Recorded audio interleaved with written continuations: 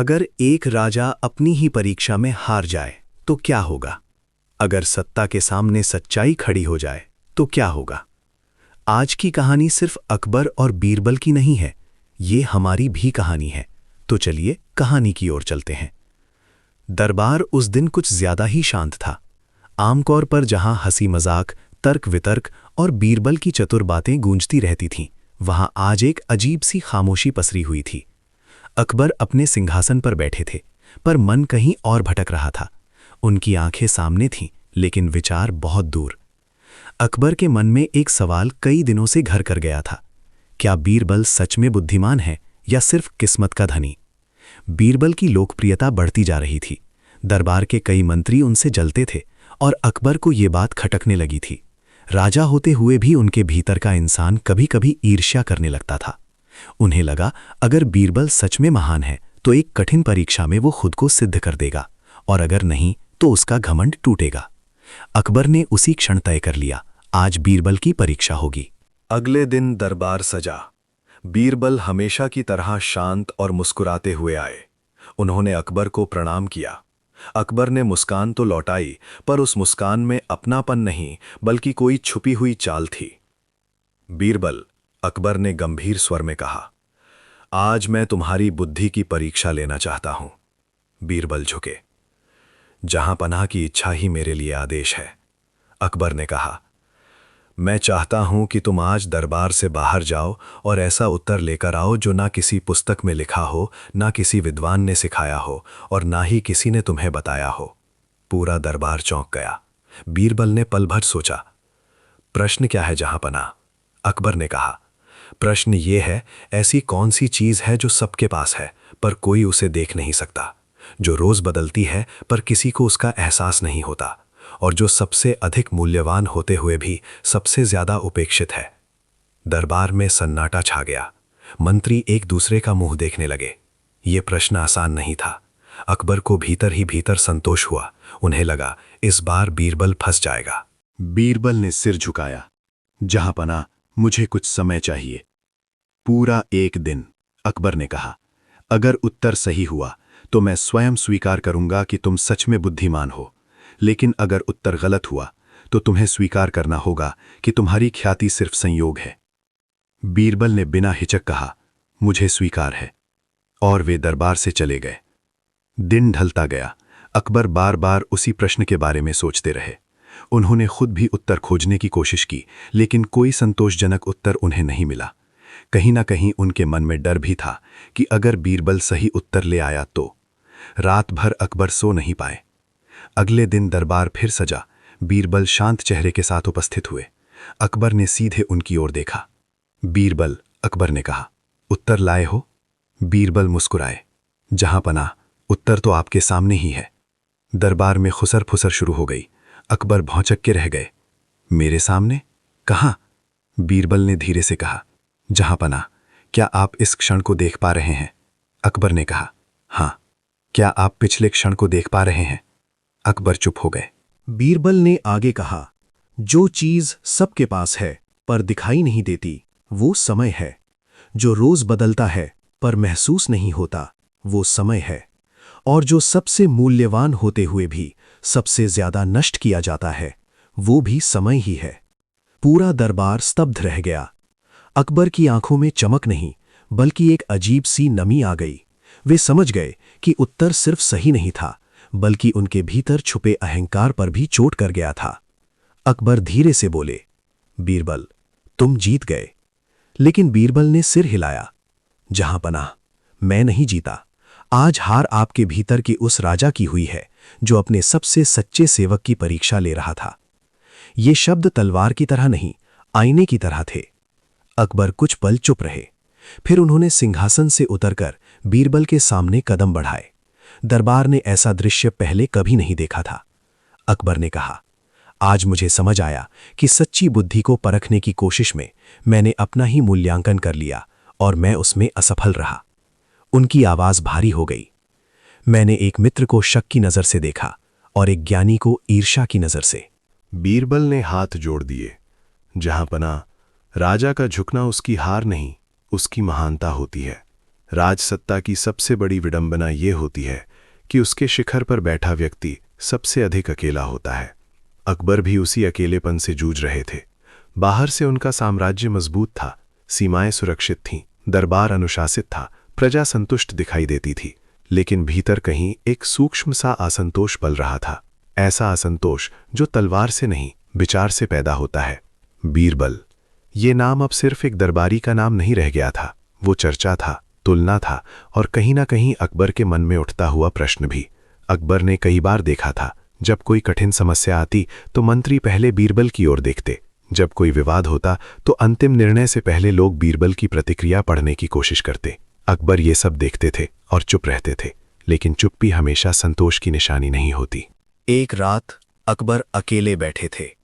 दीपक की लौ कांप रही थी, जैसे उनके मन की स्थिति को दर्शा रही हो। उन्होंने खुद से पूछा, अगर मैं ना होता तो क्या ये दरबार बीरबल के बिना अधूरा होता? और अगर बीरबल ना होता तो क्या मैं वही रहता जो हूं? ये प्रश्न उन्हें डराने लगा। राजा होने के बावजूद वे उस डर को स्वीकार नहीं करना चाहते थे, इसलिए उन्होंने उसे एक और नाम दे दिया, परीक्षा।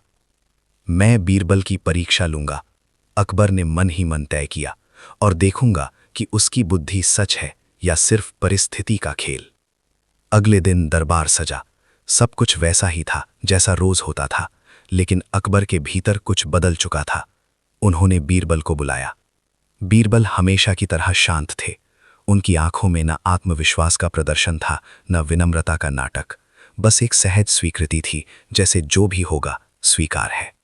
अकबर ने कहा, बीरबल, मैं आज तुम्हें परखना चाहता हूं। बीरबल ने सिर झुकाया, पर उनकी गर्दन में डर नहीं था।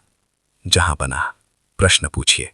अकबर कुछ पल चुप रहे, फिर बोले, ऐसी चीज बताओ जो मनुष्य के पास सबसे अधिक है, पर वो उसे खोता चला जाता है, जो न खरीदी जा सकती है, न लौटाई जा सकती है, और जिसे समझने पर जीवन बदल जाए, पर समझ अक्सर बहुत देर से आती है। दरबार में सन्नाटा छा गया। ये केवल प्रश्न नहीं था, ये अकबर के मन की गहराई से निकला हुआ असमंजस था। बीरबल ने उत्तर देने में जल्दी नहीं की। उन्होंने कहा, जहां पनाह, उत्तर देने से पहले मुझे खुद से मिलने दीजिए। अकबर ने अनुमति दी। बीरबल चले गए। दिन बीतता गया। अकबर बार बार उसी प्रश्न पर लौटते रहे। उन्होंने अपने जीवन को देखा, बचपन, संघर्ष, युद्ध, विजय, सत्ता, सम्मान। उन्हें एहसास हुआ कि बहुत कुछ पीछे छूट गया है, पर वे बता नहीं पा रहे थे कि क्या।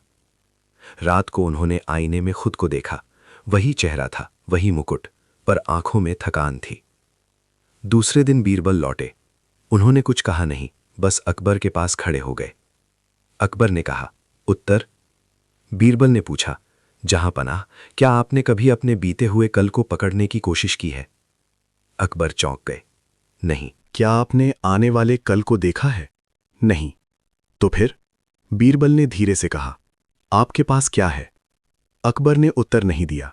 बीरबल बोले, आपके पास केवल ये क्षण है, और यही वो चीज है जो सबसे अधिक है और सबसे अधिक नष्ट भी होती है।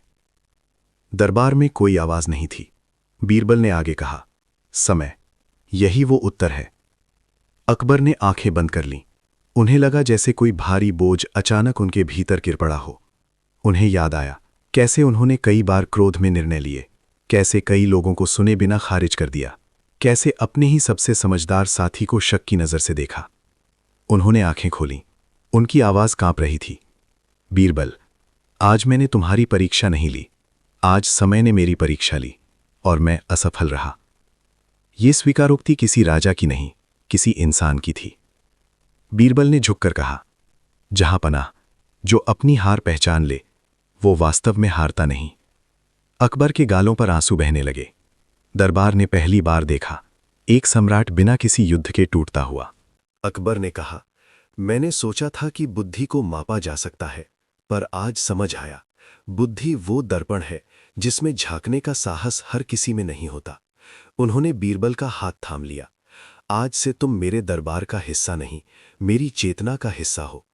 उस दिन कोई जश्न नहीं हुआ, कोई इनाम नहीं दिया गया, लेकिन इतिहास के पन्नों में एक अनकहा सत्य दर्ज हो गया। सबसे बड़ी हार वही होती है जो हमें इंसान बना दे।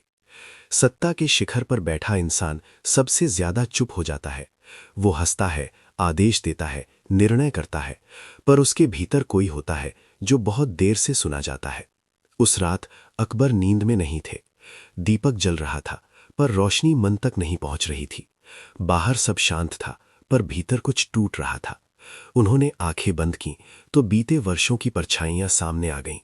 युद्ध, विजय, जयकार, सलाम, और फिर एक चेहरा, बीरबल।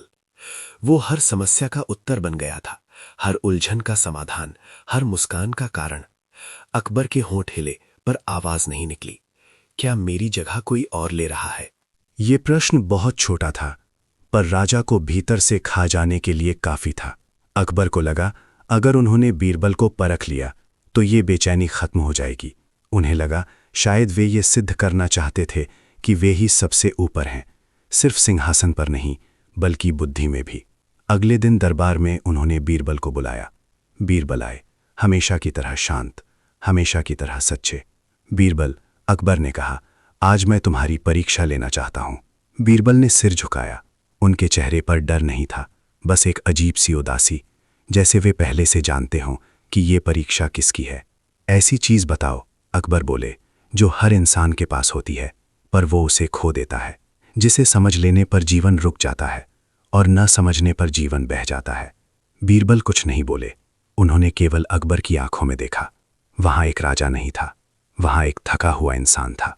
मुझे समय दीजिए, बीरबल ने कहा, और चले गए। दिन बीत गया, रात आ गई। अकबर अकेले बैठे रहे। उन्होंने सोचा, मैंने कितने लोगों की बात सुनी, कितनों को बिना सुने खारिज किया। कितनी बार मैंने अहंकार को न्याय समझ लिया। उन्होंने अपने हाथ देखे, वे कांप रहे थे।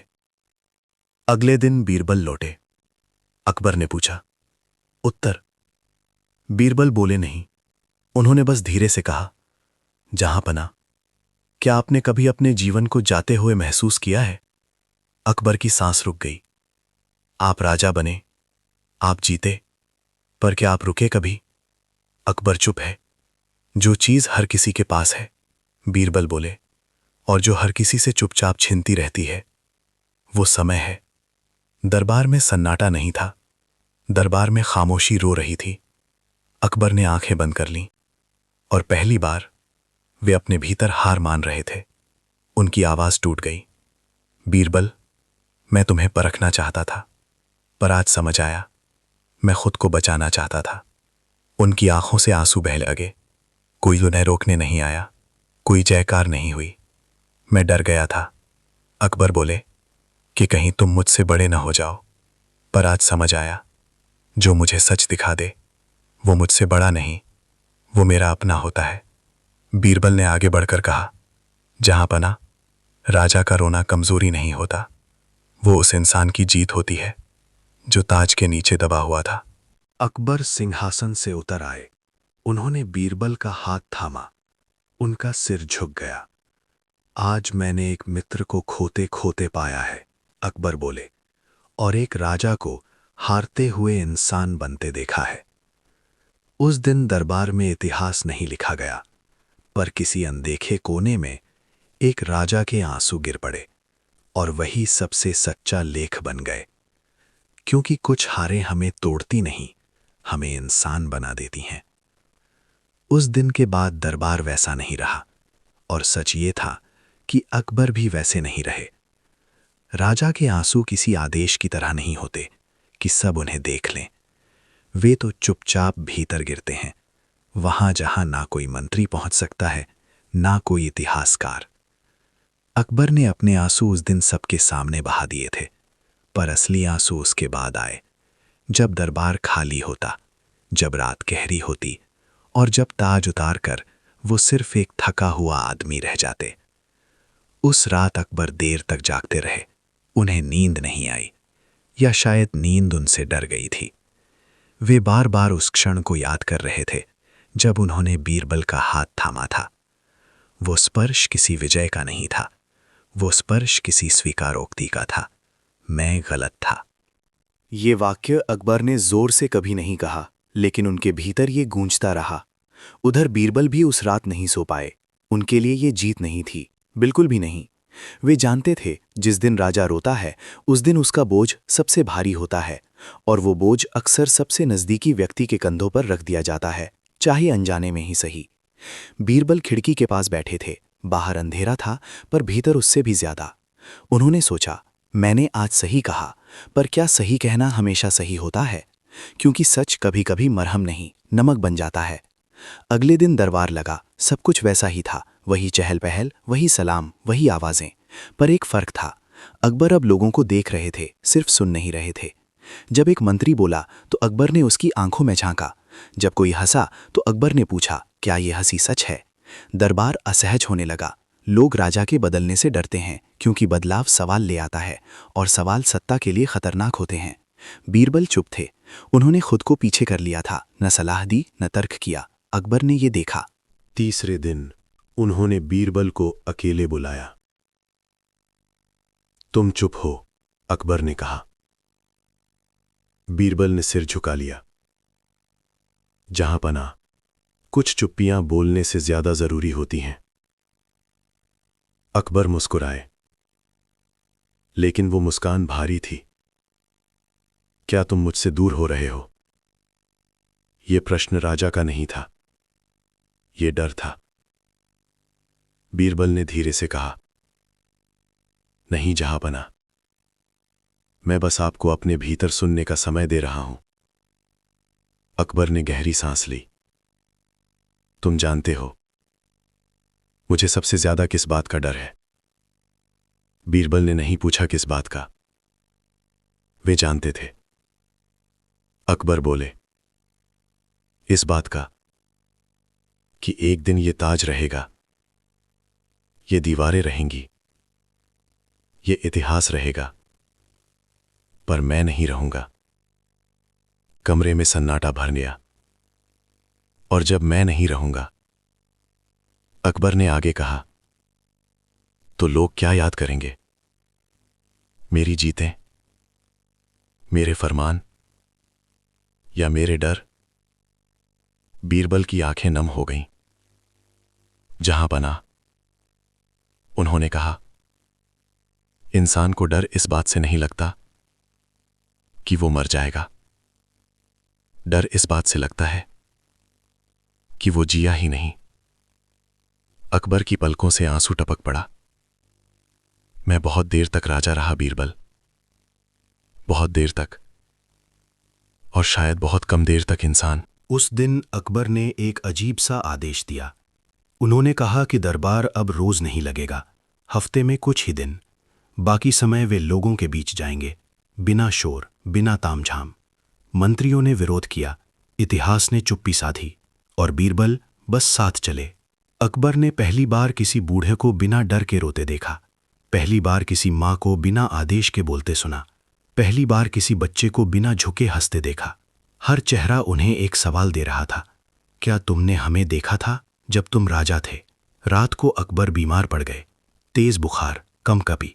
सारे वैद्य बुलाए गए, दवाइयां दी गईं, पर बुखार किसी बीमारी का नहीं था। वो भीतर की थकान थी जो अब बाहर आ रही थी। बीरबल पूरी रात उनके पास बैठे रहे। अकबर अर्ध चेतना में बुदबुदा रहे थे, मैं अच्छा राजा था ना? मैंने सही किया ना? क्या मुझे माफ किया जाएगा? बीरबल ने उनका हाथ थाम लिया। जहांपनाह, उन्होंने धीमे से कहा, जिस दिन इंसान अपने किए पर सवाल करने लगे, उसी दिन ईश्वर उसे माफ करने लगता है। अकबर की आंखों से आंसू बहते रहे, नींद में भी। सुबह बुखार उतर गया, पर अकबर पहले जैसे नहीं उठे। वे और शांत थे, और ज्यादा थके हुए। उन्होंने बीरबल से कहा, अगर एक दिन मैं ना रहूं, तो क्या तुम लोगों को सच बताओगे? बीरबल ने कहा, मैं उन्हें यह बताऊंगा कि एक राजा था जो अंत में इंसान बन गया। अकबर की आंखें भर आईं। इतना काफी है, उन्होंने कहा।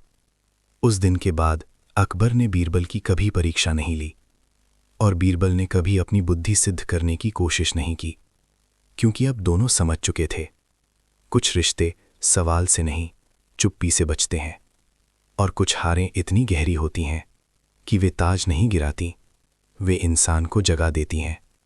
समय का स्वभाव अजीब होता है। वो किसी का इंतज़ार नहीं करता, पर जब कोई उसके अर्थ को समझ लेता है तो वो उसके भीतर ठहर सा जाता है। उस दिन के बाद से अकबर बदल चुके थे। बदलाव शोर नहीं करता, इसलिए दरबार को समझने में समय लगा। आदेश अब भी निकलते थे, फैसले अब भी होते थे, लेकिन उनमें एक अजीब सी नरमी आ गई थी। शब्दों का वजन वही था, पर स्वर में कठोरता नहीं रही। लोग कहते थे राजा गंभीर हो गए हैं, पर सच ये था, राजा भीतर से शांत हो गए थे। शांति हमेशा सुख से नहीं आती, कभी कभी वो थकान के बाद आती है। अकबर रातों को जागने लगे थे। वे महलों की ऊंची खिड़कियों से आसमान देखते रहते। सितारे स्थिर लगते, पर वे जानते थे वे भी चल रहे हैं, बस धीरे, जैसे जीवन चलता है, बिना शोर। एक रात उन्होंने बीरबल को बुलवाया। बीरबल आए तो देखा अकबर के सामने कोई दस्तावेज नहीं था, कोई नक्शा नहीं, कोई फरमान नहीं, बस एक दीपक और लंबी खामोशी। बैठो, अकबर ने कहा। बीरबल बैठ गए। कुछ देर दोनों चुप रहे। फिर अकबर बोले, बीरबल, तुमने मुझे समय का अर्थ समझाया था, पर समय को समझ लेने के बाद आदमी क्या करता है? बीरबल ने प्रश्न को हल्के में नहीं लिया। उन्होंने उत्तर देने से पहले अकबर का चेहरा देखा। वहां जिज्ञासा नहीं थी, वहां भय था, बहुत सूक्ष्म पर सच्चा। समय को समझ लेने के बाद बीरबल ने धीरे से कहा, आदमी अपनी बची हुई सांसों की गिनती नहीं करता, वो उन्हें सही जगह खर्च करना सीखता है। अकबर की आंखें झुक गईं। और अगर बहुत सी सांसें पहले ही व्यर्थ चली गई हों तो? बीरबल ने उत्तर दिया, तो जो बची हैं वही सबसे कीमती हो जाती हैं। उस रात अकबर ने एक निर्णय लिया, पर वो कोई राजनीतिक निर्णय नहीं था, वो निजी था, इतना निजी कि इतिहास उसे नहीं लिखता। उन्होंने तय किया कि वे अपने हर पुराने फैसले की समीक्षा करेंगे, न किताबों में, न दरबार में, अपने भीतर। अगले कई दिनों तक अकबर ने दरबार कम लगाया। वे अकेले बैठते, पुराने फरमान मंगवाते, नाम पढ़ते। कुछ नाम पढ़ते पढ़ते उनकी उंगलियां कांप जातीं। कुछ चेहरों की याद धुंधली थी, पर अपराध बोध साफ। एक शाम उन्होंने बीरबल से कहा, मैंने न्याय किया था, पर हर बार दया नहीं की। क्या न्याय बिना दया के पूरा होता है? बीरबल ने जवाब दिया, न्याय कानून को संतुष्ट करता है, दया आत्मा को। अगर आत्मा असंतुष्ट रह जाए तो न्याय भी अधूरा लगता है। अकबर बहुत देर तक चुप रहे। उस रात उन्होंने पहली बार अपने कक्ष से बाहर निकलकर बिना शोर के प्रार्थना की। वो प्रार्थना किसी विजय के लिए नहीं थी, वो क्षमा के लिए थी। धीरे धीरे उनके स्वास्थ्य में गिरावट आने लगी। वैद्य कहते थकान है, मंत्री कहते काम कम कीजिए, पर बीरबल जानते थे ये शरीर की नहीं, जीवन की थकान है। एक सुबह अकबर ने आईने में खुद को देखा। बालों में सफेदी पहले से ज्यादा थी, आंखों के नीचे गहराई थी। उन्होंने ताज उठाया, पर कुछ पल हाथ में ही थामे रहे। यह कितना भारी है, उन्होंने धीमे से कहा। बीरबल वहीं खड़े थे।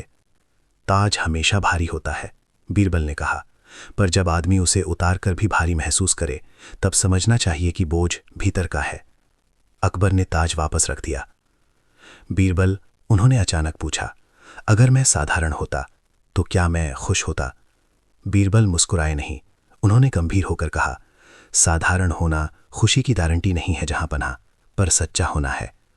अकबर की आंखों में नमी तैर गई। क्या मैं सच्चा रहा हूं? यह प्रश्न किसी राजा ने अपने दरबारी से नहीं पूछा था पहले, यह प्रश्न एक आदमी ने अपने दोस्त से पूछा था। बीरबल ने धीरे से कहा, आप खोज रहे हैं, इसका मतलब है कि आप अब सच्चे हो रहे हैं। दिन बीतते गए। अकबर अब अक्सर प्रजा के बीच जाते, बिना घोषणा, बिना शोर। लोग उन्हें देखकर घबराते नहीं थे जैसे पहले। अब वे उन्हें देखते और उनकी आंखों में एक अजीब सी करुणा महसूस करते। एक बार एक बूढ़ी स्त्री ने उनका हाथ पकड़ लिया। सैनिक आगे बढ़े, पर अकबर ने रोक दिया। तुम थक गए हो, बूढ़ी स्त्री ने कहा। अकबर चौंक गए। तुम्हें कैसे पता? जो बहुत दूर चला हो उसकी चाल बदल जाती है, उसने उत्तर दिया। अकबर कुछ नहीं बोले, उनकी आंखें भर आईं। उस रात उन्होंने बीरबल से कहा, मैंने युद्ध जीते, राज्य बढ़ाया, नाम कमाया, पर अंत में लोग मेरी थकान पड़ रहे हैं।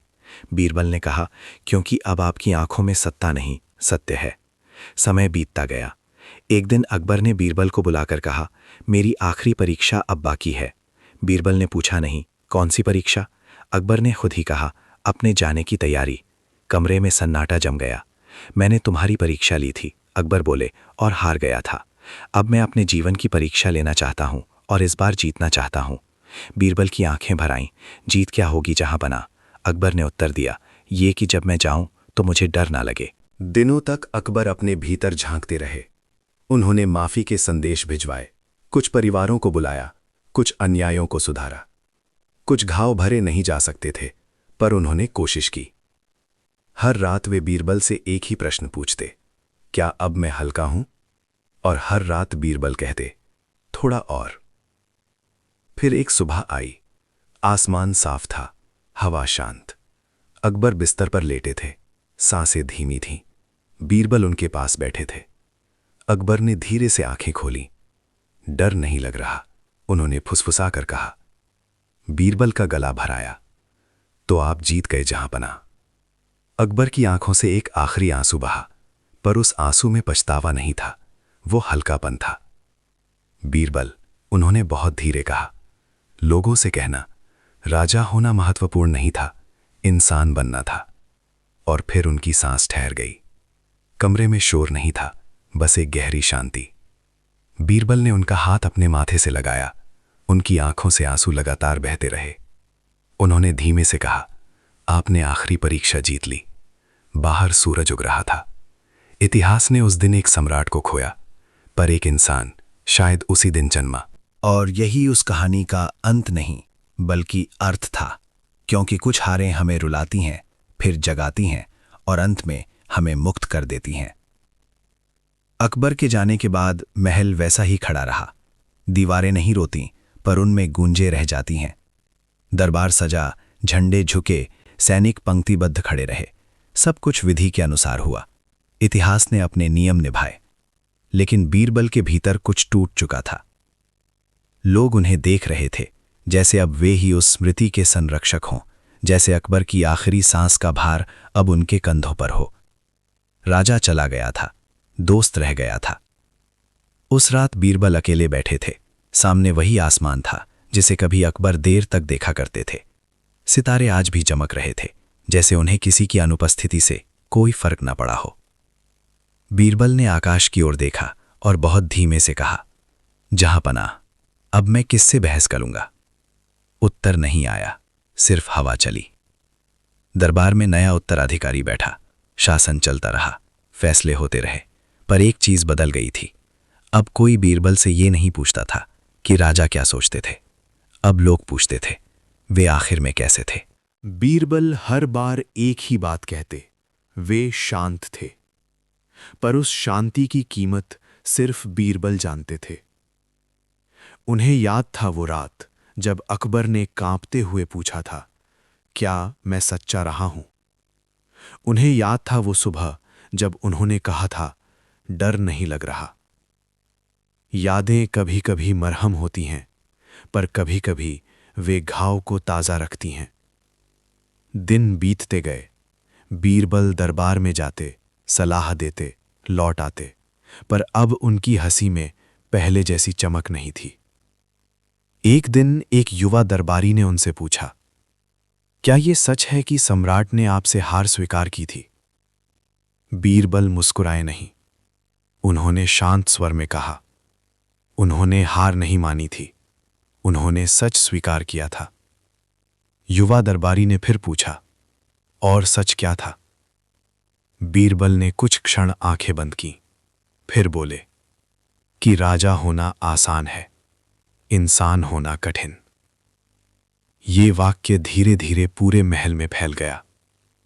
समय अपनी चाल चलता रहा, पर बीरबल के भीतर समय जैसे ठहर गया था। एक शाम वे उसी कक्ष में गए जहां अकबर ने आखिरी सांस ली थी। कमरा खाली था, दीपक बुझा हुआ, खिड़की से हल्की हवा आ रही थी। उन्होंने उस जगह को देखा जहां कभी अकबर लेटे थे, और अचानक उनके भीतर दबे आंसू फूट पड़े। उन्होंने पहली बार खुलकर रोया। दरबार में नहीं, लोगों के सामने नहीं, सिर्फ उस कमरे में। आप जीत गए थे, वे बुदबुदाए, पर मैं हार गया हूं, क्योंकि अकबर की आखिरी यात्रा में साथ चलते चलते बीरबल ने अपने जीवन का एक हिस्सा वहीं छोड़ दिया था। उस दिन के बाद बीरबल ने धीरे धीरे दरबार से दूरी बनानी शुरू कर दी। लोगों ने समझा उम्र हो चली है, पर असली कारण कुछ और था। जब कहानी का मुख्य पात्र चला जाता है तो शेष पात्रों को अपनी भूमिका समझने में समय लगता है। बीरबल ने एक दिन अकेले बैठकर सोचा, मैंने उन्हें समय का अर्थ समझाया था, पर अब मेरा समय क्या कहता है। उन्हें याद आया अकबर ने एक बार पूछा था, अगर मैं साधारण होता तो क्या खुश होता। बीरबल ने तब जवाब दिया था, सच्चा होना जरूरी है। अब वही प्रश्न उनके सामने था, क्या मैं सच्चा हूं। उन्होंने महसूस किया वे अब दरबार में रहते हुए भी भीतर से शांत नहीं है। उनका मन उन बातचीतों में अटका हुआ है जो अब कभी पूरी नहीं होंगी। एक सुबह उन्होंने दरबार में अंतिम बार उपस्थित होकर कहा, अब मेरी आवश्यकता कम हो गई है, राज्य को नए विचारों की जरूरत है। लोग चौंक गए, पर उन्होंने निर्णय ले लिया था। वे महल से बाहर निकले, बिना शोर, बिना घोषणा। चलते चलते उन्होंने पीछे मुड़कर नहीं देखा, क्योंकि कुछ जगहें आंखों से नहीं, दिल से देखी जाती हैं, और दिल बहुत नाजुक होता है। अब बीरबल अक्सर साधारण लोगों के बीच बैठते, बच्चों की बातें सुनते, बूढ़ों की कहानियां सुनते, कभी कभी मुस्कुरा देते। एक बच्चा उनसे बोला, आप बहुत चुप रहते हैं। बीरबल ने उत्तर दिया, जब भीतर बहुत कुछ बोल चुका हो तो बाहर कम बोलना पड़ता है। रात को वे आसमान देखते, उन्हें लगता कहीं कोई सुन रहा है। एक रात उन्होंने बहुत धीरे से कहा, जहां पनाह, मैंने भी अपनी आखिरी परीक्षा तय कर ली है।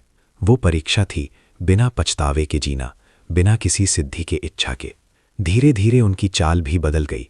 लोग कहते बुजुर्ग हो गए हैं, पर सच ये था वे हल्के हो गए थे। एक सुबह जब सूरज उगा ही था, बीरबल ने आंखें बंद कीं। उनके चेहरे पर मुस्कान थी, वैसी ही जैसी कभी अकबर के चेहरे पर आई थी जब उन्होंने कहा था, डर नहीं लग रहा। कहानी यहीं रुकती नहीं, क्योंकि कहानियां लोगों के जाने से खत्म नहीं होती। वे उन लोगों में जिंदा रहती हैं जिन्होंने उन्हें सुना। आज भी जब कोई सत्ता में बैठा व्यक्ति अपने भीतर झांकने की हिम्मत करता है, जब कोई दोस्त सच बोलने का साहस करता है, जब कोई इंसान देर से ही सही अपनी गलतियों को स्वीकार करता है, तो वहां कहीं अकबर की आखिरी सांस की शांति और बीरबल की आंसुओं भरी मुस्कान जी उठती है। कुछ हारें इतिहास में दर्ज नहीं होती, पर वही हारें इंसान को अमर बना देती हैं।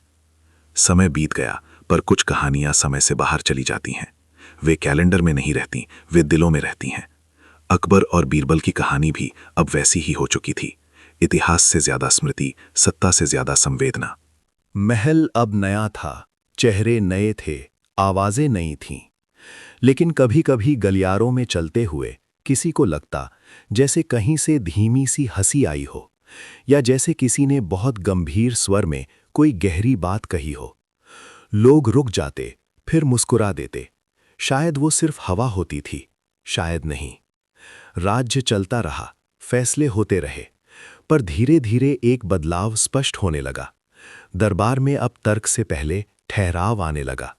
निर्णय से पहले किसी की आंखों में झांकने की आदत बनने लगी। लोग कहते ये नई नीति है, पर सच ये था, ये विरासत थी। एक दिन एक युवा मंत्री ने सभा में कहा, सिर्फ कानून पर्याप्त नहीं है, हमें ये भी देखना चाहिए कि निर्णय के पीछे मन क्या कहता है। सभा में कुछ पल सन्नाटा रहा, फिर किसी बुजुर्ग ने धीमे से कहा, कभी किसी ने यही बात कही थी। नाम नहीं लिया गया, पर सब समझ गए। महल से दूर शहर की गलियों में बच्चों के खेल में भी अब एक कहानी घुल गई थी। वे खेलते खेलते कहते, तू राजा बन और मैं सच्चाई बोलूंगा, फिर हंसते। उन्हें पता भी नहीं था कि वे किस विरासत को दोहरा रहे हैं। वर्षों बाद जब नई पीढ़ी ने पुरानी पीढ़ी से पूछा, क्या वो सच था? क्या सच में एक राजा रोया था? जवाब मिला, हाँ, और उसी दिन वो सबसे बड़ा बन गया था। लोग अक्सर शक्ति को ऊंचाई से मापते हैं, पर उस कहानी ने सिखाया कि असली ऊंचाई झुकने में है। लोग अक्सर जीत को विजय से जोड़ते हैं, पर उस कहानी ने दिखाया कि कभी कभी हार ही अंतिम जीत होती है। समय आगे बढ़ा, पर कुछ वाक्य हवा में स्थिर रहे। डर नहीं लग रहा, मैं इंसान बनना चाहता हूं, सच्चा होना जरूरी है। ये वाक्य अब किसी एक व्यक्ति के नहीं रहे थे, वे उन सब के हो गए थे जिन्होंने कभी अपने भीतर झांकने की कोशिश की। कहानी का सबसे गहरा असर शायद वहां दिखा जहां कोई उसे देख नहीं सकता था, दिलों में। एक पिता अपने बेटे से थोड़ा नरम हो गया। एक अधिकारी ने कठोर आदेश लिखते लिखते कलम रोक ली। एक दोस्त ने सच बोलने का साहस किया, भले रिश्ता टूटने का डर रहा हो। यही वो हिस्सा था जो बच गया। महल की दीवारें एक दिन ढह सकती थीं, इतिहास की किताबें धूल खा सकती थीं, नाम मिट सकते थे, पर वो क्षण जब एक सम्राट ने स्वीकार किया कि वो डर गया था और फिर उस डर से ऊपर उठ गया, वो मिटने वाला नहीं था। और वो क्षण जब एक मित्र ने सत्ता से नहीं, आत्मा से बात की, वो भी अमर था। शाम ढलती है तो आसमान कुछ पल के लिए सुनहरा हो जाता है, फिर अंधेरा आता है, पर लोग उस सुनहरे रंग को याद रखते हैं। अकबर और बीरबल की कहानी भी वैसी ही थी। अंत आया, पर उससे पहले जो उजाला फैला वो रह गया। कभी कभी रात के बहुत शांत हिस्से में जब कोई व्यक्ति अपने जीवन के फैसलों पर सोचता है, जब वो अपने किए और अनकिए के बीच खड़ा होता है, जब उसे डर लगता है कि शायद बहुत देर हो गई, उसी क्षण ये कहानी उसके पास आकर बैठ जाती है। वो धीरे से कहती है, अभी भी समय है, अभी भी तुम जीत सकते हो अगर सच स्वीकार कर लो। और शायद यही इस पूरी यात्रा का सार था। कहानी 5 भागों में बटी होगी, पर उसका अर्थ एक ही था। सत्ता क्षणिक है, अहंकार भारी है, सच कठिन है। पर जब इंसान सच के सामने झुक जाता है, तब वो हल्का हो जाता है। अंत में क्या बचता है? न ताज, न सिंहासन, न जयकार। बस ये स्मृति कि कभी 2 लोग थे, एक जिसने पूछने की हिम्मत की और एक जिसने सच कहने की। और उन दोनों के बीच जो आंसू गिरे थे, वे ही इस कहानी की असली विरासत बन गए। क्योंकि कुछ कहानियां खत्म नहीं होती, वे बस लोगों के भीतर उतर जाती हैं और वहीं से आगे लिखी जाती हैं। समय का एक अजीब नियम है, वो लोगों को दूर ले जाता है पर उनकी गूंज को नहीं। वर्षों बीत चुके थे, महल में नई पीढ़ियां आ चुकी थीं, नए विचार, नए संघर्ष, नई महत्वाकांक्षाएं। पर कुछ क्षण ऐसे थे जब अचानक सब थम जाता था, जैसे हवा ने किसी पुराने नाम को छू लिया हो। दरबार में एक दिन तीखी बहस चल रही थी। स्वर ऊंचे थे, तर्क तेज, शब्दों में कठोरता थी। तभी अचानक सबसे वृद्ध सलाहकार ने हाथ उठाया और कहा, ठहरिए, पहले ये सोचिए कि इस निर्णय के बाद हम रात को चैन से सो पाएंगे या नहीं। कमरे में सन्नाटा छा गया। ये वाक्य किसी नीति पुस्तक में नहीं था, ये विरासत था। लोगों ने महसूस किया कि सत्ता की असली परीक्षा बाहर नहीं, भीतर होती है। और ये विचार हवा में यूं ही नहीं आया था, वो कहीं बहुत पहले बोया गया बीज था जो अब फल दे रहा था। शहर के बाजारों में भी कभी कभी कोई बुजुर्ग कहानी सुनाता। एक राजा था जिसने आखिर में समझा कि इंसान बनना ज्यादा बड़ा है। बच्चे पूछते, फिर क्या हुआ? और वो मुस्कुरा देता। फिर वो डरना छोड़ गया। डर, शायद यही इस पूरी यात्रा का केंद्र था। डर खोने का, डर पीछे छूट जाने का, डर छोटे हो जाने का। अकबर ने उस डर को पहचाना था, और जब उन्होंने उसे स्वीकार किया, तब वो डर छोटा हो गया। ये बात लोगों को धीरे धीरे समझ आने लगी थी। महल के एक शांत कक्ष में, जहां कभी वे देर तक बैठते थे, अब भी शाम को रोशनी कुछ अलग लगती थी। वहां कोई बैठा ना भी हो तो भी ऐसा लगता जैसे कोई गहरी सोच अभी अभी उठकर गया हो। एक युवा लेखक जो राजकीय घटनाओं को दर्ज करता था, उस कक्ष में अक्सर बैठा करता। वो अपने पन्नों पर युद्धों, समझौतों, उत्सवों का विवरण लिखता। पर एक दिन उसने कलम रोक दी और सोचा, क्या इतिहास सिर्फ घटनाओं से बनता है, या उन क्षणों से भी जब किसी ने अपने भीतर हार स्वीकार की? उसने अपने लेख में पहली बार एक पंक्ति जोड़ी, सच्ची शक्ति वो है जो स्वयं को प्रश्नों के सामने खड़ा कर सके। ये वाक्य धीरे धीरे लोगों तक पहुंचा। किसी ने उसे दोहराया, किसी ने अपनाया, किसी ने अपने निर्णय से पहले मन ही मन कहा, क्या मैं इससे हल्का हो जाऊंगा या और भारी? और यही वो गूंज थी जो बची रही। वर्षों बाद एक सैनिक अपने बेटे को समझा रहा था कि बहादुरी सिर्फ तलवार उठाने में नहीं होती, कभी कभी बहादुरी रोने में भी होती है। बेटा चौंका रोने में? सैनिक ने सिर हिलाया। हाँ, जब आदमी अपनी गलती मान ले तो वो सबसे बड़ा योद्धा बन जाता है। ये विचार हवा में यूं ही नहीं आया था, वो कहीं उस आखिरी कमरे से निकला था जहां एक सम्राट ने कहा था, डर नहीं लग रहा। रातें अब भी उतरती थीं, सितारे अब भी चमकते थे। कोई कोई व्यक्ति आसमान की ओर देखकर सोचता, क्या सच में जीवन इतना ही है? नाम, काम और फिर खामोशी। और फिर उसे याद आता, नहीं, जीवन वो भी है जब तुम बदलने की हिम्मत करते हो। बदलना आसान नहीं होता, सत्ता बदलती है पर स्वभाव मुश्किल से बदलता है। पर उस कहानी ने यह संभव कर दिखाया था। एक नई पीढ़ी का शासक जब पहली बार सिंहासन पर बैठा तो उसने चुपचाप अपने आप से कहा, मैं ऊंचा नहीं, सच्चा बनना चाहता हूं। किसी ने उसे ये वाक्य सिखाया नहीं था, पर वो जैसे विरासत में मिला था। धीरे धीरे लोगों को ये एहसास हुआ कि असली विरासत इमारतें नहीं होती, नहीं सिक्कों पर उकेरे नाम। असली विरासत वो विचार होता है जो पीढ़ियों तक चल सके। और यहां विचार ये था, अहंकार से बड़ी कोई कैद नहीं और स्वीकार से बड़ी कोई मुक्ति नहीं। एक वृद्ध साधु ने एक बार कहा था, जब कोई राजा रोता है तो उसका आंसू धरती में नहीं गिरता, वो लोगों के दिलों में गिरता है। शायद यही कारण था कि इतने वर्षों बाद भी लोग उस क्षण को याद करते थे। समय ने बहुत कुछ बदल दिया था। चेहरों की जगह नए चेहरे आ गए थे। पर हर बार जब कोई व्यक्ति अपने भीतर के डर को पहचान कर उससे ऊपर उठता, तो वो कहानी फिर से जीवित हो जाती। कहानी का अंत कभी हुआ ही नहीं था। वो हर उस क्षण में दोहराई जाती थी जब कोई व्यक्ति अपने पद से ऊपर उठकर अपने मन को देखता था। और शायद यही अंतिम सत्य था। सिंहासन अस्थायी है, नाम अस्थायी है, पर वो क्षण जब इंसान अपने भीतर झांकता है और सच स्वीकार करता है, वही शाश्वत है, पर कहानी नहीं। क्योंकि जब तक लोग अपने डर से जूझते रहेंगे, जब तक दोस्त एक दूसरे से सच बोलने की हिम्मत रखते रहेंगे, जब तक कोई सत्ता से ज्यादा आत्मा को महत्व देगा, तब तक वो गूंज सुनाई देती रहेगी, धीमी, गहरी और अमर।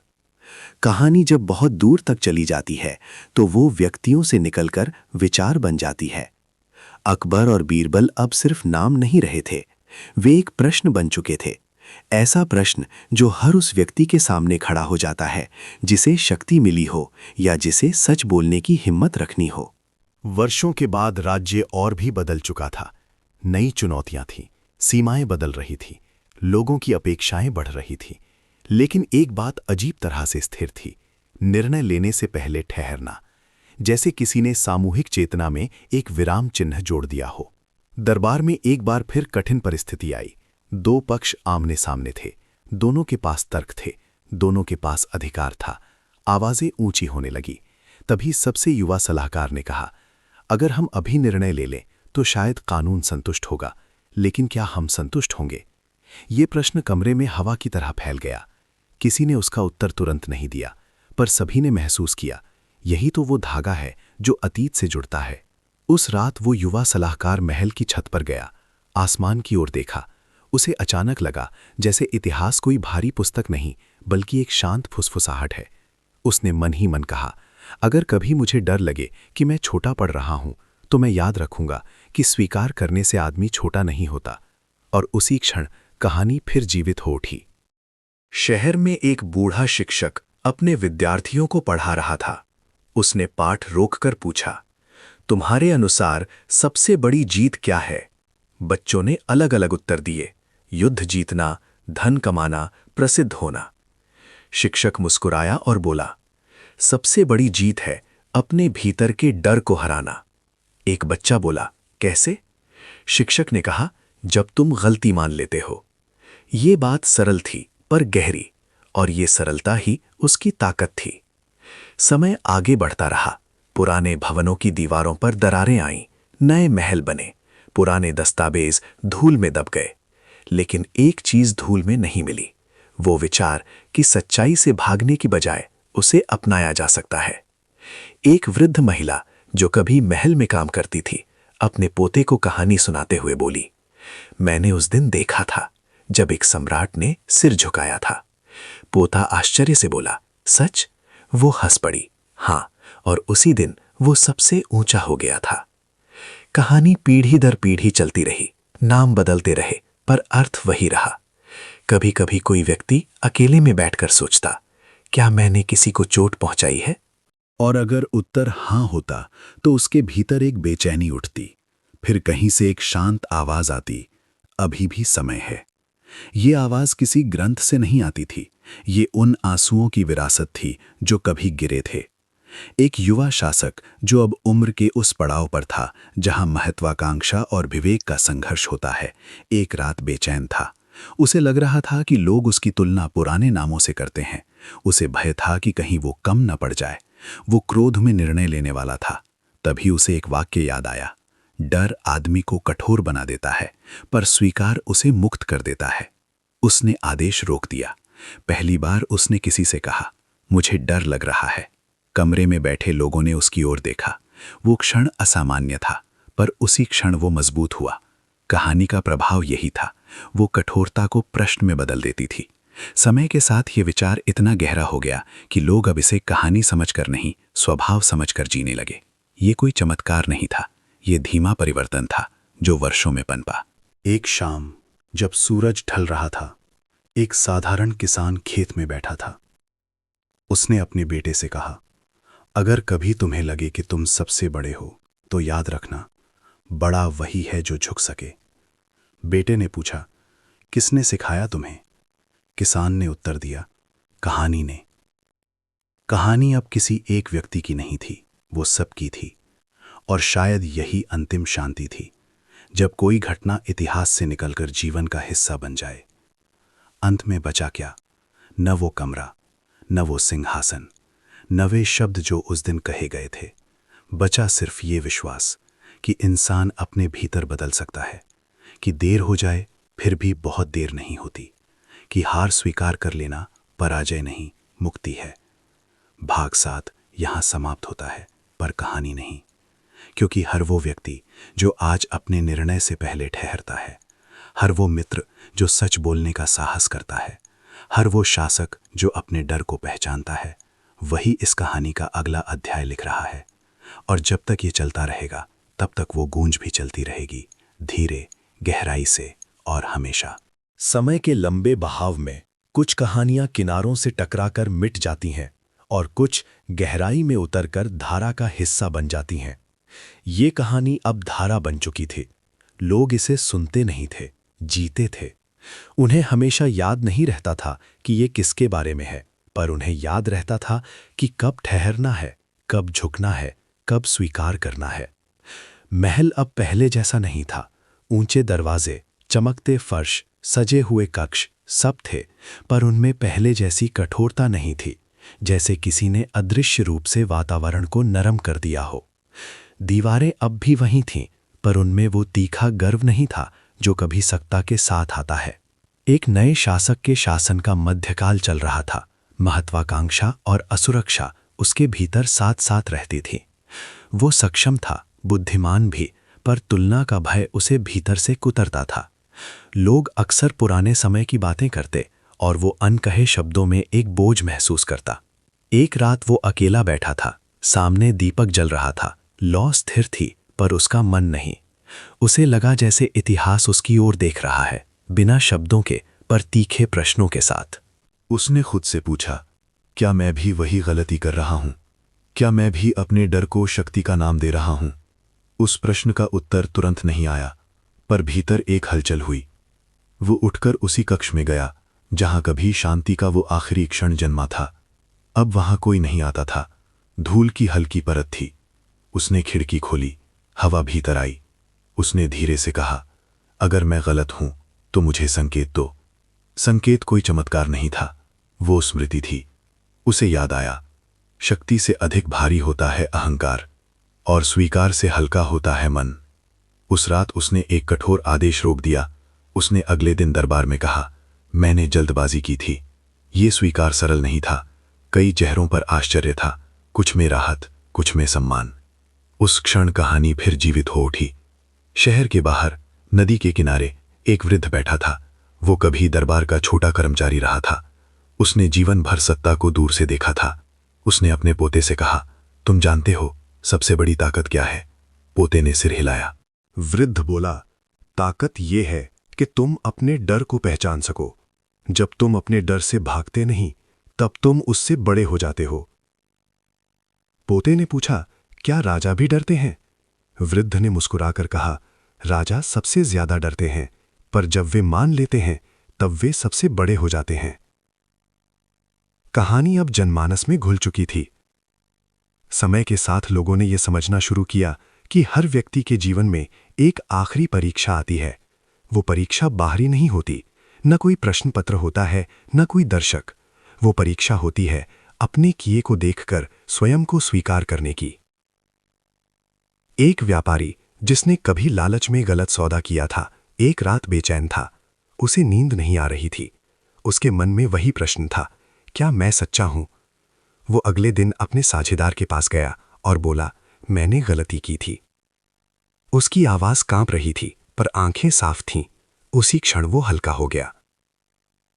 कहानी ने उसे नहीं पुकारा था, पर वो कहानी की ही धारा में बह रहा था। वर्षों के बाद जब लोग उस युग को याद करते, तो वे सिर्फ घटनाएं नहीं गिनते थे। वे कहते, वो समय अलग था। लोग सुनते थे, लोग मान लेते थे। ये परिवर्तन अचानक नहीं आया था। वो एक आंसू से शुरू हुआ था, एक स्वीकार से, एक वाक्य से, डर नहीं लग रहा। एक रात जब आकाश में बादल थे और चांद आधा छिपा हुआ था, महल की छत पर एक कवि खड़ा था। वो इतिहास लिखना चाहता था, पर उसे समझ आ गया था कि असली इतिहास भावनाओं में छिपा होता है। उसने अपने पन्ने पर लिखा, वो सम्राट जिसने स्वीकार किया, वो दरबारी जिसने सच कहा, और वो क्षण जिसने दोनों को मुक्त कर दिया। उसने कलम रख दी। उसे लगा शब्द कम हैं, क्योंकि कुछ कहानियां शब्दों में नहीं समाती, वे व्यवहार में उतरती हैं। एक दिन बहुत वर्षों बाद एक बच्चा महल के पुराने हिस्से में खेलते खेलते उस कमरे तक पहुंच गया।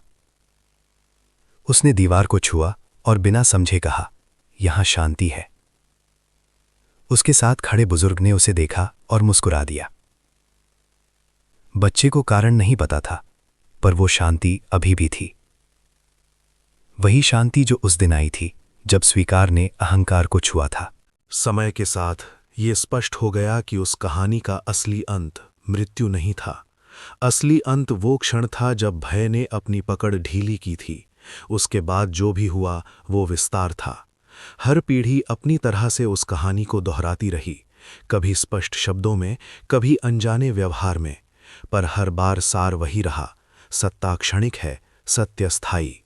और जब भी कोई व्यक्ति अपने भीतर के अंधेरे में दीपक जलाता, जब भी कोई ये कहता कि हाँ मुझसे गलती हुई, जब भी कोई मित्र किसी शक्तिशाली व्यक्ति से सच बोलने की हिम्मत करता, उसी क्षण भाग 8 लिखा जाता। कहानी अभी भी चल रही है, हर उस दिल में जो खुद को परखता है, हर उस आंख में जो आंसू से नहीं डरती, हर उस आत्मा में जो हार को हार नहीं, मुक्ति मानती है। क्योंकि अंततः बचता क्या है? न ताज, न नाम, न जयकार। बचता है भीतर का वो दीपक जो एक बार जल जाए तो पीढ़ियों तक रोशनी देता है। समय अब उस दौर से बहुत आगे निकल चुका था। महल बदल चुके थे, शासन की पद्धतियां बदल चुकी थीं, लोगों की भाषा तक बदलने लगी थी। पर कुछ चीजें थीं जो नहीं बदलीं, जैसे किसी गहरी नदी की धारा जो सतह पर भले ही अलग दिखे, पर भीतर से वही रहती है। अब अकबर और बीरबल के नाम उतने बार नहीं लिए जाते थे।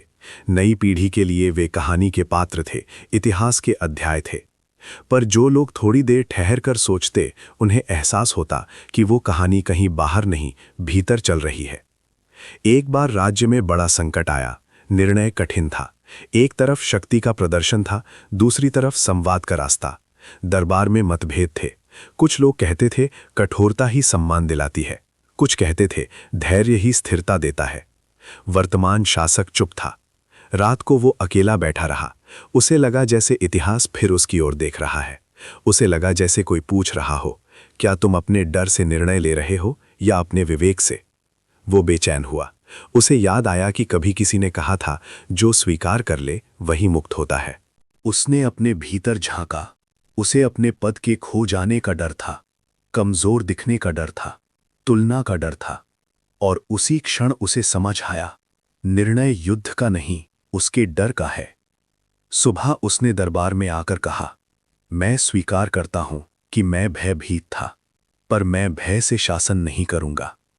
कमरे में गहरा सन्नाटा था, फिर धीरे धीरे हवा बदल गई। ये वही गूंज थी जो कभी जन्मी थी, अब फिर सुनाई दे रही थी। शहरों में, गांवों में, घरों में ये कहानी धीरे धीरे व्यवहार बन चुकी थी। लोग अपने बच्चों को ये नहीं बताते थे कि फलां राजा ने क्या कहा था, वे ये सिखाते थे कि गलती मान लेना शर्म नहीं है। एक माँ ने अपनी बेटी से कहा, अगर कभी तुमसे गलती हो जाए तो उसे छुपाना मत, सच बोल देना, इससे तुम छोटी नहीं हो जाओगी। बेटी ने पूछा, और अगर लोग हंसे?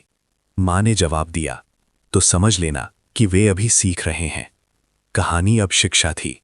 एक वृद्ध साधु ने एक सभा में कहा, इतिहास की सबसे बड़ी घटनाएं युद्ध नहीं होती, वे क्षण होते हैं जब कोई शक्तिशाली व्यक्ति अपने भीतर के अंधकार को पहचान ले। लोग सुनते रहे, किसी ने ताली नहीं बजाई, पर बहुतों ने उस वाक्य को अपने भीतर रख लिया। समय की धूल बहुत कुछ ढक देती है, नाम मिट जाते हैं, तिथियां धुंधली हो जाती हैं, पर अर्थ नहीं मिटता। अर्थ उस मिट्टी में मिल जाता है जहां से नई पीढ़ियां जन्म लेती हैं। अब वो कहानी किसी एक युग की नहीं रही थी, वो हर युग की थी। जब भी कोई शासक अहंकार से घिरता, वो कहानी उसे आईना दिखाती। जब भी कोई मित्र सच कहने से डरता, वो कहानी उसे साहस देती। जब भी कोई व्यक्ति अपनी गलती के बोझ से दबता, वो कहानी उसे रास्ता दिखाती। एक बार एक कवि ने लिखा, नाम इतिहास में दर्ज होते हैं, पर अर्थ आत्मा में। ये पंक्ति धीरे धीरे लोगों के बीच फैल गई, और यही भाग 9 का सार था। अब कहानी व्यक्तियों की नहीं, चेतना की थी। महल अब भी खड़े थे, पर उनका गर्व कम था। लोग अब भी महत्वाकांक्षी थे, पर उनमें थोड़ी विनम्रता आ गई थी। ये कोई चमत्कार नहीं था, ये समय की धीमी शिक्षा थी। कभी कभी रात के सन्नाटे में जब कोई व्यक्ति अपने जीवन का हिसाब करता है, जब वो सोचता है कि क्या उसने सही किया, क्या उसने किसी को दुख पहुंचाया, क्या उसने अपने डर से निर्णय लिया, उसी क्षण कहानी फिर जीवित हो जाती है। वो कहती है, अभी भी देर नहीं हुई है। और शायद यही उस पूरी यात्रा का सबसे बड़ा संदेश है। अंत में क्या रह जाता है? न ताज की चमक, न सिंहासन की ऊंचाई, न जय घोष की गूंज। रह जाता है केवल ये कि इंसान अपने भीतर बदल सकता है, कि स्वीकार हार नहीं है, कि सच्चाई से भागने की बजाय उसे गले लगाया जा सकता है। क्योंकि जब तक मनुष्य के भीतर डर और साहस साथ साथ रहेंगे, जब तक सत्ता और सत्य का संघर्ष चलता रहेगा, जब तक कोई व्यक्ति अपने भीतर झांक कर कहेगा मैं बदल सकता हूं, तब तक ये कहानी चलती रहेगी, धीरे, गहराई से और चुपचाप। अब इतने वर्षों बाद उस कथा को सुनाने वाले भी बदल गए थे। जो कभी प्रत्यक्षदर्शी थे वे स्मृति बन चुके थे, जो स्मृति थे वे विचार बन गए, और जो विचार थे वे स्वभाव में उतरने लगे। कहानी अब किसी महल की दीवारों में कैद नहीं थी, वो लोगों की आदतों में बस गई थी। जैसे किसी ने धीरे धीरे पूरे समाज की आत्मा में एक छोटा सा दीपक जला दिया हो। ऐसा दीपक जो तब टिमटिमाता है जब अहंकार बढ़ता है, और तब स्थिर हो जाता है जब स्वीकार जन्म लेता है। समय के साथ राज्य में एक और बड़ा परिवर्तन आया। बाहरी चुनौतियां बढ़ी, लोग असुरक्षित होने लगे। ऐसे समय में अक्सर कठोरता आसान लगती है, शक्ति दिखाना सरल होता है, डर को दबाना सुविधाजनक होता है। नया शासक युवा था, तेजस्वी था, पर भीतर से अस्थिर। उसे लगता था कि अगर वो एक क्षण भी झुका तो लोग उसे कमजोर समझेंगे। उसके सलाहकारों में भी 2 ध्रुव बन गए थे। एक समूह कहता था कठोर बनिए, दूसरा कहता था संवाद कीजिए। रात को वो अपने कक्ष में अकेला बैठा था। बाहर तूफान था, भीतर उससे बड़ा तूफान। उसने सोचा, अगर मैं नरमी दिखाऊंगा तो लोग मेरा सम्मान खो देंगे। फिर उसके भीतर एक और आवाज उठी, या शायद मैं तुम्हें समझेंगे। वो उठकर उस पुराने हिस्से में गया जहां कभी एक शांत स्वीकार जन्मा था। वहां अब कोई विशेष चिन्ह नहीं था, बस एक कमरा, साधारण सा, पर वातावरण में एक अजीब स्थिरता थी। वो कुछ देर वहां खड़ा रहा, फिर उसने धीरे से कहा, मुझे डर लग रहा है। शब्द बाहर आते ही उसका शरीर हल्का हो गया, डर स्वीकार होते ही आधा रह गया। सुबह दरबार में उसने कहा, मैंने सोचा था कि कठोरता ही समाधान है, पर मैं स्वीकार करता हूं कि मैं असुरक्षित था। मैं अपने डर से नहीं, अपने विवेक से निर्णय लूंगा। लोगों ने उसे अलग नज़र से देखा।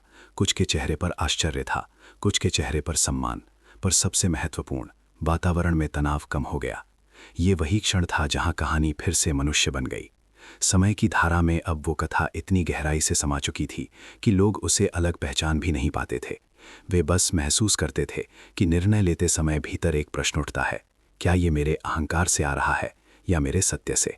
गांवों में, खेतों में, बाजारों में लोग छोटे छोटे स्तर पर वही सीख जी रहे थे। एक व्यापारी जिसने वर्षों तक प्रतिस्पर्धी से ईर्ष्या की थी, एक दिन उसके पास जाकर बोला, मैंने तुम्हें गलत समझा। ये सरल वाक्य उसके जीवन का मोड़ बन गया। एक पिता जो अपने बेटे से सख्त रहता था, एक रात उसके कमरे में गया और बोला, मुझसे गलती हुई। उस रात दोनों के बीच जो शांति आई वो किसी भी आदेश से बड़ी थी। कहानी अब सत्ता की नहीं रही थी, वो रिश्तों की हो गई थी। समय बीतता गया, नई पीढ़ियां आईं। कुछ ने उस कथा को सुना, कुछ ने नहीं। पर हर पीढ़ी के जीवन में एक ऐसा क्षण आया जब उन्हें अपने भीतर देखना पड़ा। वही उनकी परीक्षा थी। कोई परीक्षा कागज पर नहीं थी, कोई दर्शक नहीं था, सिर्फ आत्मा और सत्य। और हर बार जब कोई व्यक्ति सत्य को चुनता, भले वो कठिन हो, कहानी आगे बढ़ जाती। अब उस पुराने कक्ष में शायद ही कोई जाता था, पर जब कभी कोई भटका हुआ मन वहां पहुंच जाता, उसे एक अनकही शांति महसूस होती, जैसे वहां किसी ने बहुत पहले बोझ उतार दिया हो और वो हल्कापन अभी भी हवा में तैर रहा हो। एक वृद्ध कवि ने अपने अंतिम दिनों में लिखा, सत्ता ने उन्हें महान नहीं बनाया, स्वीकार ने बनाया। उसकी पंक्ति लोगों तक पहुंची। कुछ ने उसे समझा, कुछ ने नहीं, पर अर्थ वहीं रहा, स्थिर, शांत, धैर्यवान। अब जब कोई व्यक्ति जीवन की अंतिम दहलीज पर पहुंचता और पीछे मुड़कर देखता, तो वो यही सोचता, क्या मैंने सच से भागा या उसे अपनाया? और अगर उत्तर अपनाने का होता तो उसके चेहरे पर एक शांति उतर आती। वही शांति जो कभी एक सम्राट के चेहरे पर आई थी, वही शांति जो उसके मित्र की आंखों में आंसुओं के बीच चमकी थी। कहानी का 10वां भाग कोई नया मोड़ नहीं लाता, वो बस ये दिखाता है कि कहानी अब किसी पुस्तक में नहीं, मनुष्य में बस चुकी है। अब वो हर उस व्यक्ति की है जो अपने भीतर झांकने का साहस रखता है, हर उस मित्र की है जो सच बोलने की हिम्मत करता है, हर उस शासक की है जो स्वीकार कर सकता है कि वो भी इंसान है। और शायद यही अंतिम बिंदु है जब कहानी पात्रों से निकलकर पाठक बन जाती है, जब इतिहास स्मृति से निकलकर स्वभाव बन जाता है, जब आंसू कमजोरी नहीं मुक्ति बन जाते हैं।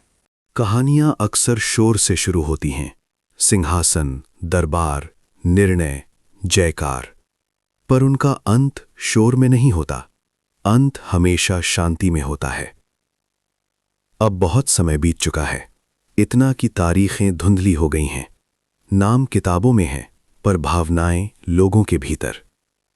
महल अब पहले जैसे नहीं रहे, कुछ हिस्से टूट गए, कुछ नए बन गए।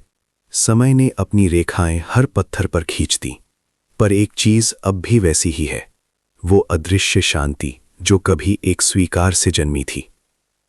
लोग अब उस कहानी को विस्तार से नहीं जानते, उन्हें ये भी याद नहीं कि किसने क्या कहा था, पर उन्हें ये याद है कि झुकना अपमान नहीं होता, कि रोना कमजोरी नहीं होता, कि डर को स्वीकार करना पराजय नहीं होता।